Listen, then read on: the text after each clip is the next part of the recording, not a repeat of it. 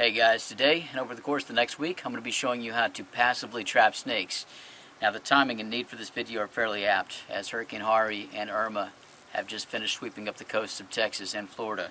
So lots of standing water, lots of rebuilding, mosquitoes are coming in, and animals have been displaced, and that's what this video is all about.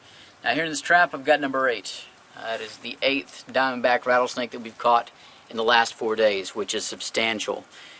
Now, if you know anything about rattlesnakes, you understand that this is not the full complement of the babies that were born here. That means that we're still missing 5 up to 15 babies at least out and about in this area, which is not a good thing. We're up here at the house in areas of high traffic. Dogs, cats, people, horses, you name it. Snakes and these creatures do not play nicely together. So we're going to teach you how to catch these guys. We're going to be amping it up, setting out more of these G's, crawfish, and minnow traps. Give you kind of the ins and outs, the tricks of the trade, different techniques, and hopefully we'll get more of these little guys. And not only that, but maybe even mom and dad. We'll see what we can do. But keep watching. Hope you enjoy. Hope you learn something, guys. Good luck.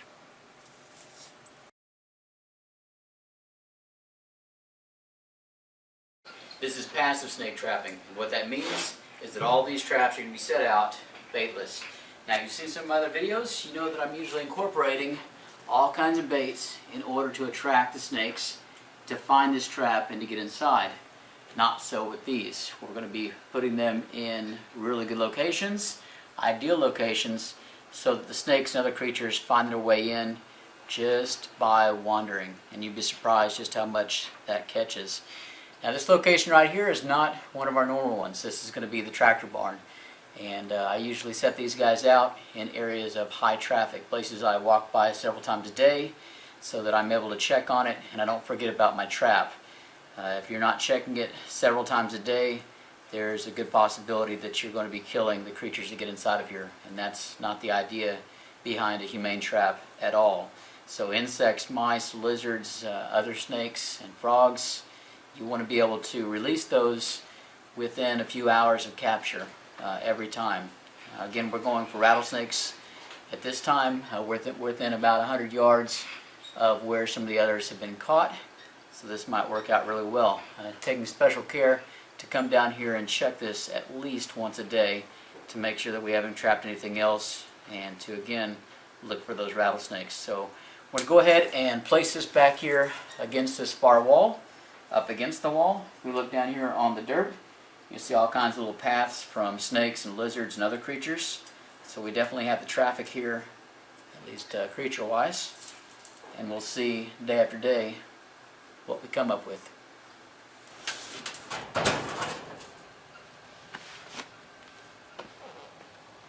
Another place we're going to be putting one of these traps is going to be our well house. Now this is out of the way, but it's a really good location, especially in the fall. Now this is a refuge for all kinds of little creatures, especially when the temperatures start to drop down. They'll come in here, such as our lizards, all kinds of little mice, and because they make their home in here, lots of snakes will as well. So we'll place that down here, and we'll check it often.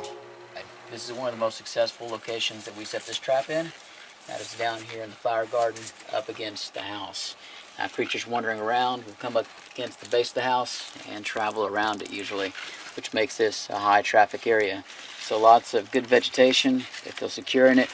Some water from, well, the garden itself makes it ideal.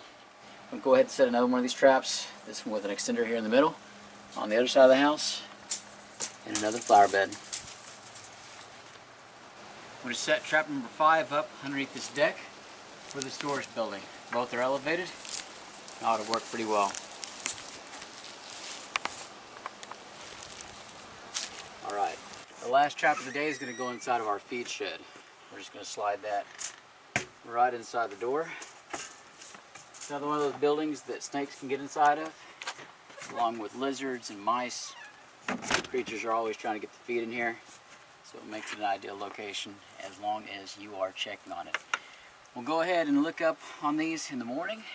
We might go and set a few more at a few other locations, especially since we need to relocate that little rattlesnake. That'll free up some of our traps, and we'll see what we catch.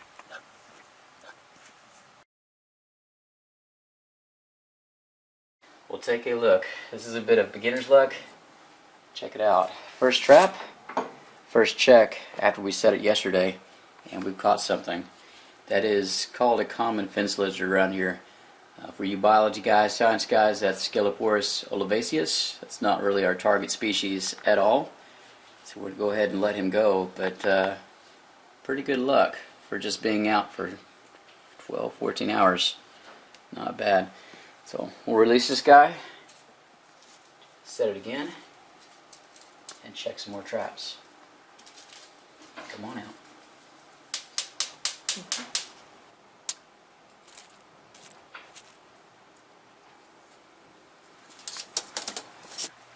Well, there's definitely some movement in this trap. Let's go ahead and see what we have wiggling around in here. That is a snake. He hadn't given up looking for the exit yet. Take a look at that.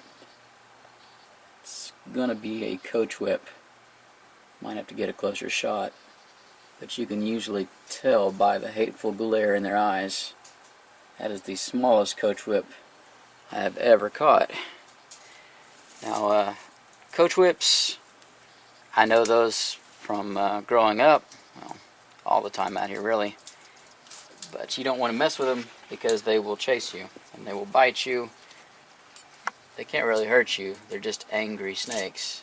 Their face looks angry, and I've been chased off a tractor or two because of them. So we'll go ahead and let him go again. I know he's up here at the house, but he's still a good snake. He's not going to hurt anybody. That's the idea. There you go, little guy.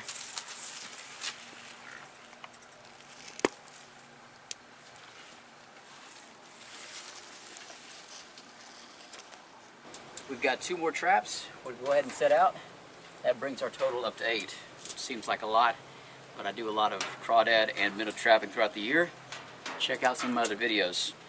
You might have noticed that I've taken a lot of trouble to keep my traps out of direct sunlight. And even though we have a storm coming over the top of us right now, and it's starting to cool down really nice, the temperatures hit almost 110 degrees earlier today, and that's a real issue. So you want to make sure that your creatures are safe and not getting hurt or killed before you get a hold of them and release them. And that's really important. So location, location.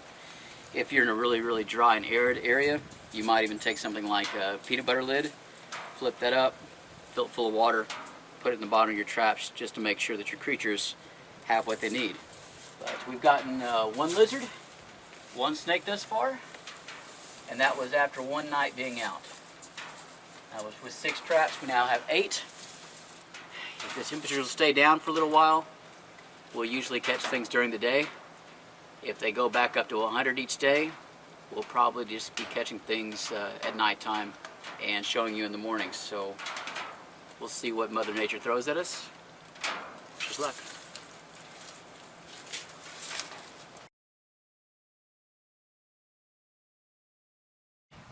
Well, the sun's starting to come down in the sky. It's late afternoon. All of our clouds have burned off, and you're going to absolutely love what we caught this afternoon. My wife's not happy about it, because this is the feed barn. And this snake right here should emphasize the reason why we don't stick our hands down in feed bags before checking first. That is a coral snake. Red and yellow kill-a-fellow. That's one of the most venomous snakes we have down here in the south. He's not terribly aggressive, but if one were to bite you, within a few hours your body would stop responding to the signals you're sending it. So if you want to, lift your hand, that wouldn't happen. If you want to keep on breathing, it's not going to happen after a while either. You'll go to sleep and you'll never wake up again. So we're going to be relocating this creature far, far away. He doesn't get released back into this immediate area at all because he is a danger. It's still his place. He still has a right to live on this earth, just not right here. If you do end up catching venomous snakes, which this is mostly about, you probably need to go ahead and contact a professional game warden, Fish and Wildlife Department, something like that, to make sure that you're doing right by them and not just putting them into somebody else's backyard. That's really important. So watch my videos, educate yourself, but in the end, definitely call upon somebody that knows what they're doing. Otherwise, time to go send this guy off. Time to let this guy go.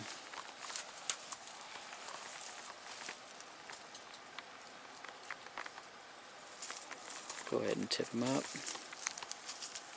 Help him out of there.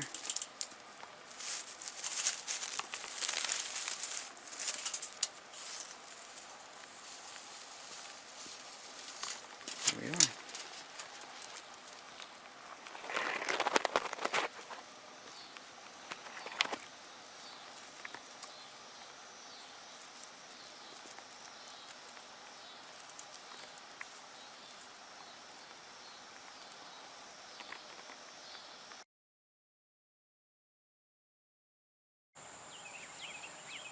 Here we go. That's a little guy we like to see down here in the garden. Not our rattlesnake. That's some sort of ribbon snake. Little guy. Eats a lot of insects. We like to see those around here. Let's go ahead and let him go. See what kind of mood he's in. This is a pretty friendly snake. Should be. A little insectivore. When he gets a little bit bigger, he'll be very fast and very long. He's already gone.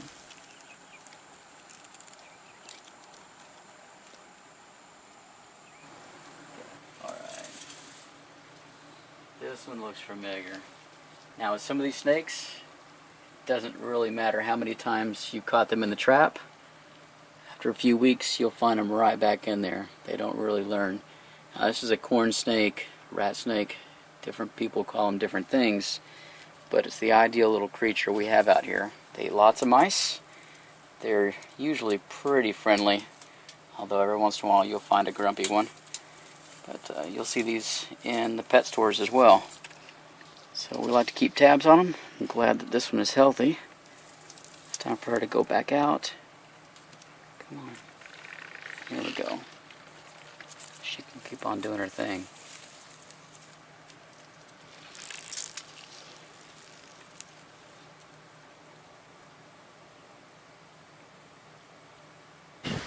We have yet another storm rolling in, and we didn't actually catch the snake, but as we came up to check this trap right here, a coral snake, not quite as big as the one we caught yesterday, took off, and he's underneath the foundation, maybe in the wall now. And that is a concern. We started this video out attempting to catch a bunch of rattlesnakes, babies and adults alike, hurricane, storm displacement, things like that. Not so much a rattlesnake issue right now, but a coral snake issue. That's 2 in 2 days. One down by the feed barn, and now a sighting right here at the house. Usually only see a couple of them per year, and that's a concern. So traps are out. Cross your fingers, hopefully we'll catch them at some point during the week.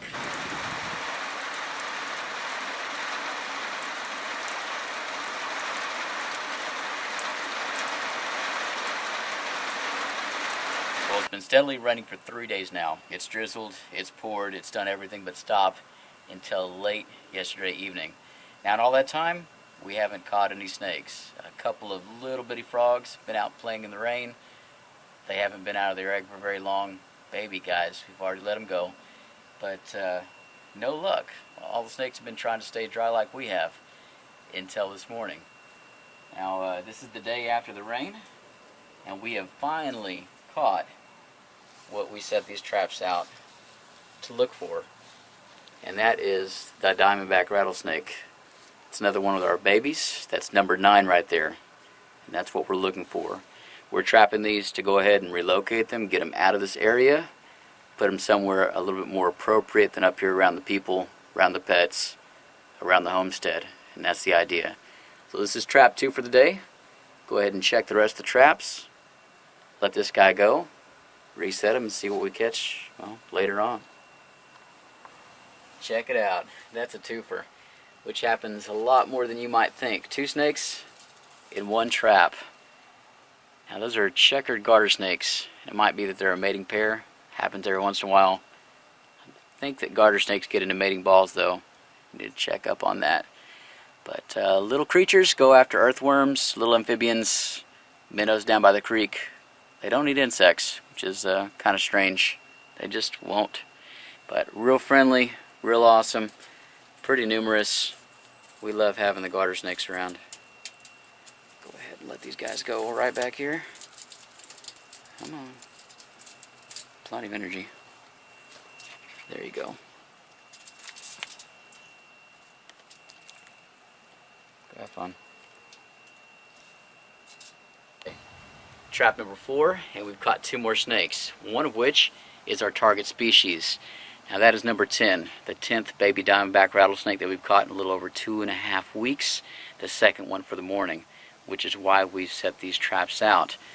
Now we caught this in the flower garden up here at the house, and that's the issue. We're trying to remove all these from where humans are going to be, especially places where we put our hands or the dogs are going to be jumping in. Rattlesnakes don't belong here. Now the second snake is a coach whip, and he's not too happy to be in there. They get cozy every once in a while. Normally I'd go ahead and let him go, but again he's sharing that cage with a venomous snake. So we'll go ahead and check the rest of the traps, see if we caught anything, and then we'll go out to the fields and release 2 baby rattlesnakes. We've got another rat snake. Now don't expect to catch this many snakes all at once, especially your first time. We've got the hurricanes happening, creatures are still finding their homes, and we just got done with 3 days worth of storms. So I assume that all of them got a little hungry, and once it stopped raining, they all wanted to go out and find something to eat. So this is what we want to keep in the feed barn. My guess is that he's been living in it for a while. The corn snake, or rather the coral snake that we caught earlier in the week, that was a surprise. We don't want him in there. But this one we do. Now, I had mice, lots of mice in here up until about 4 months ago. And then they all disappeared. So you can usually attribute that to a rat snake coming in and making his home. Come on out. And again, most of these have really awesome temperaments. Let them back over here, because we want to make sure that they're happy. We want to keep lots of those around.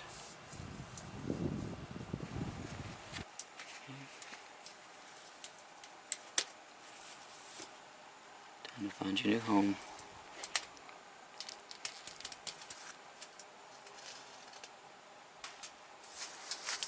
A little rattlebug.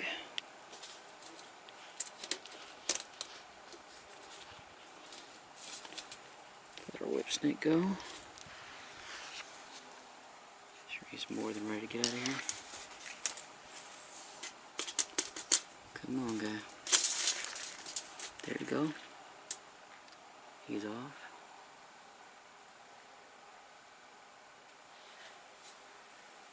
Let our other rattlesnake out. 2 in 1 day. Not bad at all. Cute little guys, I guess. While we have these rattlesnakes here, this is not advisable. You don't play with venomous snakes at all. Let's go ahead and talk about them. Dispel some of the fears and misconceptions.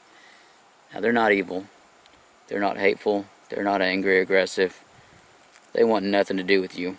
You're not on the menu, and they could care less. The rattles they have, those are warnings. Those are to tell you that they don't want to be around you or to back off. That's why the rattle's there. Now, little snakes, baby rattlesnakes, you might have heard, are more dangerous than the adults. And that's true in its own way.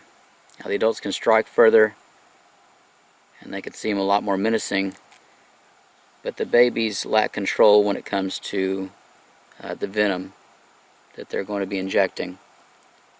The baby, if it's to bite you, most likely will give you everything it's got. It's not so much that the venom is more potent, it's not.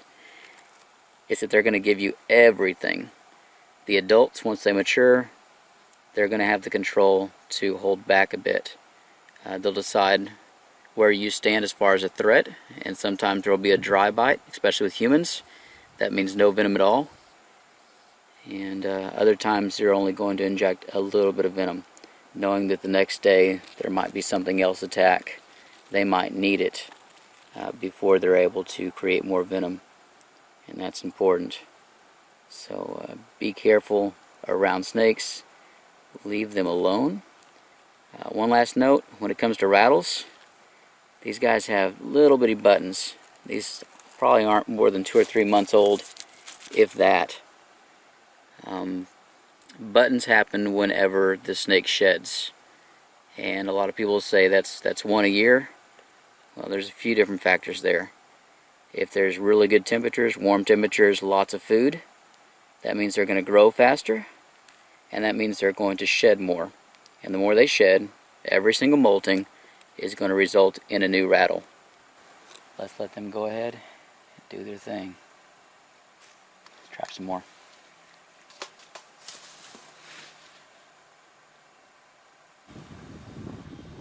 Good news, bad news.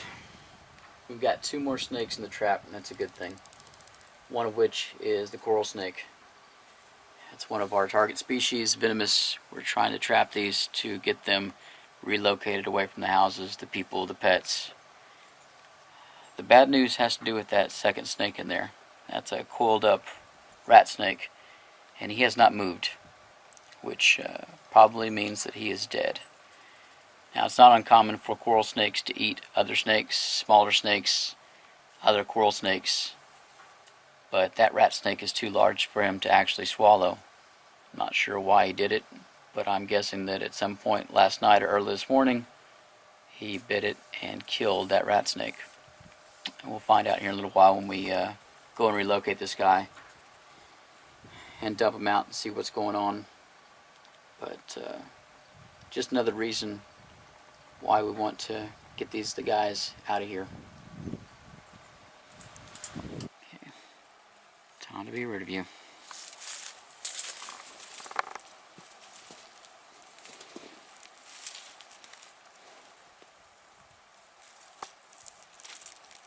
Let himself out with the rat snake. Go find a new home. Our rat snake's not moving, which is not a good sign.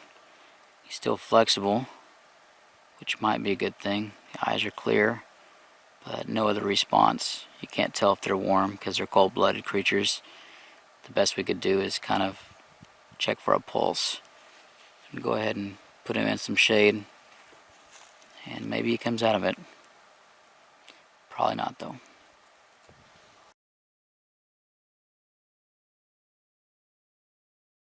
Alright, well, it looks like the tally for the day is going to be 1. Didn't catch anything this morning, but at least we got this little guy this evening. He's not too little for a checker garter snake, pretty good sized. But 1 snake's better than no snakes. This is a beautiful day.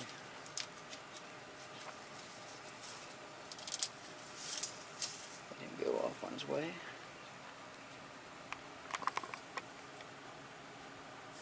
Pretty friendly.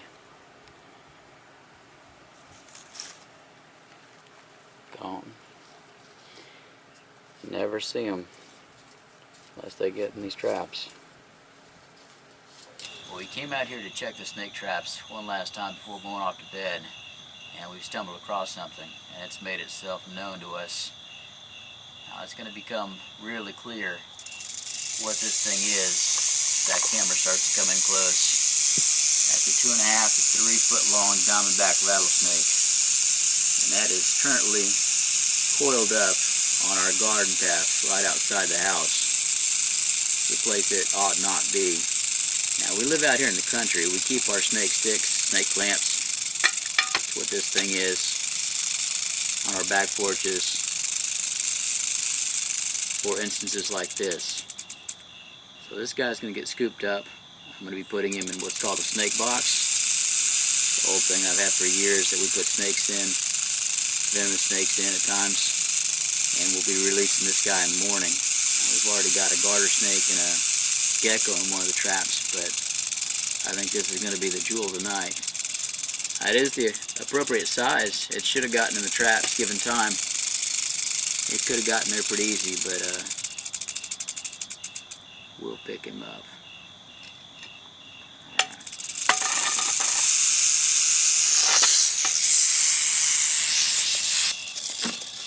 Go in there.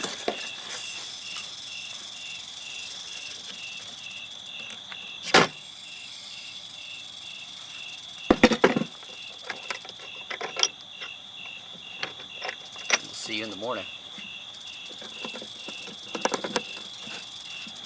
Here's what we caught and mentioned last night.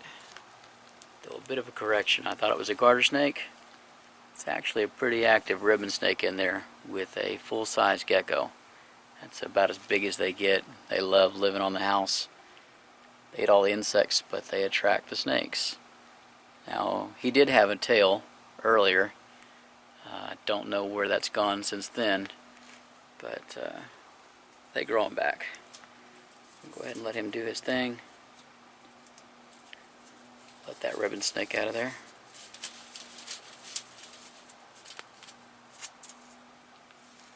There you go. Where did that go? When to let go.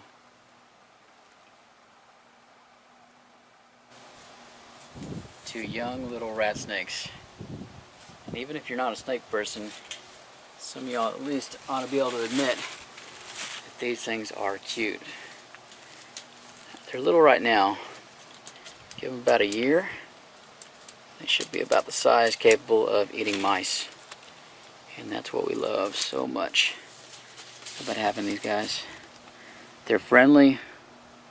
Come on out. That's why you see them in the pet stores a lot. So, no anger, no aggression to them. Go ahead and put them down.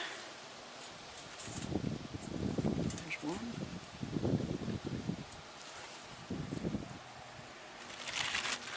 They're just beautiful snakes. We love having them around. Put the other one down. Go eat some crickets. Get bigger.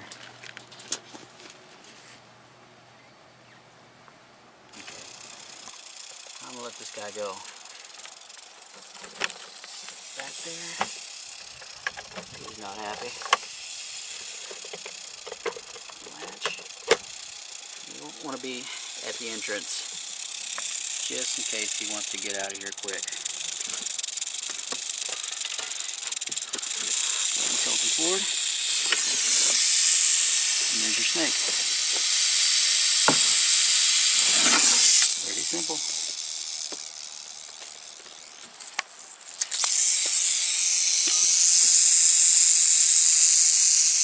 This is a much better place for him to live out his life than up there at the house.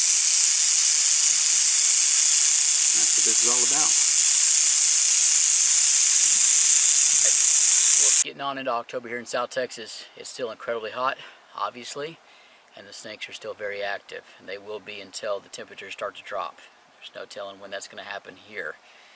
Now, at some point, we've got to call on into this video. And we're at that point right now. We'll keep on trapping, we'll keep on filming. We'll probably go ahead and post a highlights video here in a couple months, show you what else came about.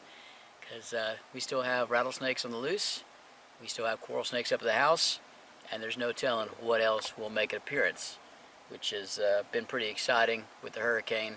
We usually don't catch that many snakes in this short amount of time. So I'm going to take a moment to talk about some of the equipment that I have behind the scenes. First and foremost is my snake stick.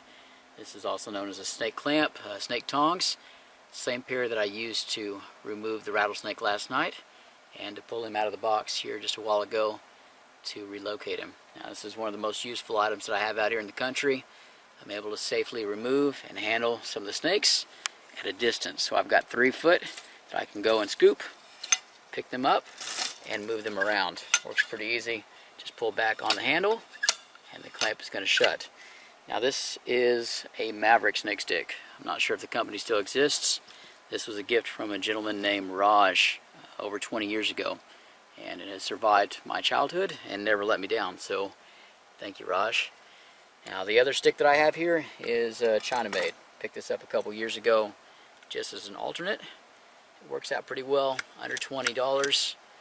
The cool thing about this one is that it actually comes apart. So if you're storing this, transporting it, makes a lot more sense. It's much easier to ship as well. Goes together. Real easy, real simple. Not quite as durable, but still a pretty good tool. Now some of the other equipment that I have is the snake box. You saw that in use just a while ago. Works pretty well. You've got a screen up here in the front, so you can see where your snake is. You can move it back and forth, sliding the snake back to the back or up forward. It's always worked out for me. You guys that have a carpenter's eye, try not to be too critical, because I built this when I was 12 and it still works today. Never had to build another one. Haven't had to do any repairs on it, so I'll call it a success. I also have gloves. These are deerskin, but understand that the rattlesnake's fangs are designed to go through skin, so this is not really going to be much safety for you. Maybe a glancing blow. It's more peace of mind than anything. The idea is not to be struck by a rattlesnake at all. I also have my boots on. Those are double H's. I've dealt with a lot of rattlesnakes over the years, but I've never had one actually get through the boots at all, and they have tried, so not too worried about that. I know some people have snake guards that they wear. I've never had the inclination to actually wear them, and the time it takes to put them on, usually you're just not going to have them on when you need them, so never messed with them. The last thing that I have on hand is a Sawyer Extractor, and I'm going to actually have to do a video on this, because snake first aid, snake bite first aid is an important thing, and there's a lot more to mention. But if I were to ever be bitten by a rattlesnake, copperhead, any of your venomous snakes, this needs to be on me within a minute or two. So it's always on hand. It's one of those pieces of equipment that you might consider for your bug out bag, or if you're camping quite a bit, it needs to be in your first aid kit. So good thing to have on hand. It's my sincere hope in these videos that I've made it abundantly clear that wild things need to remain wild. All of the snakes, no matter how cute and cuddly and small and maybe perfect as pets they may seem, they've all been released, and that is where they belong. Outdoor things in the outdoors. If you want a pet, go to the pet store. But coming out to trap things just to put them in aquariums so that you can have them in your house for your own personal entertainment, that's not what this video is about. It's about removing venomous snakes from areas that they do not belong and relocating them. So guys, hope that you've enjoyed. Like, subscribe, tell me what you think. But as always, well, till next time.